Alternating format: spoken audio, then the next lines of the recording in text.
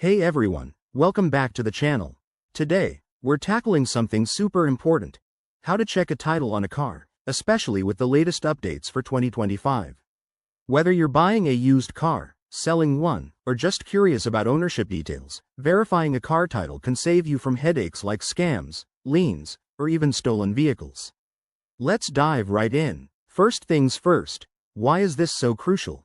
In 2025, with more digital transactions and advanced vehicle tech, titles are going electronic, making it easier for fraudsters to slip through.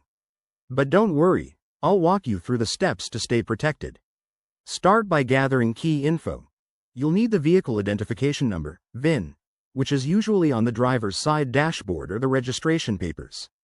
This is your golden ticket. Step 1. Head online. Most states have DMV websites where you can search for title records. For example, in the US, sites like the National Motor Vehicle Title Information System, NMVTIS, let you run a check for a small fee.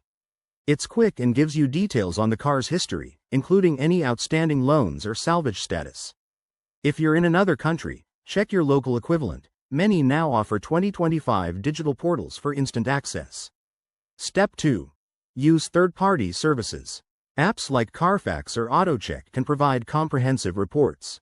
They pull data from multiple sources, revealing if the car has been in accidents, has a clean title, or if there are any red flags.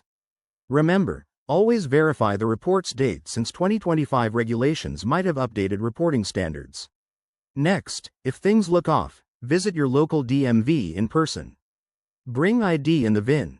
They can confirm the title status and even help with title transfers. This step is gold for avoiding digital fakes. Oh, and a pro tip. In 2025, some areas are introducing blockchain-based titles for extra security, so ask about that if available. Finally, watch out for common pitfalls.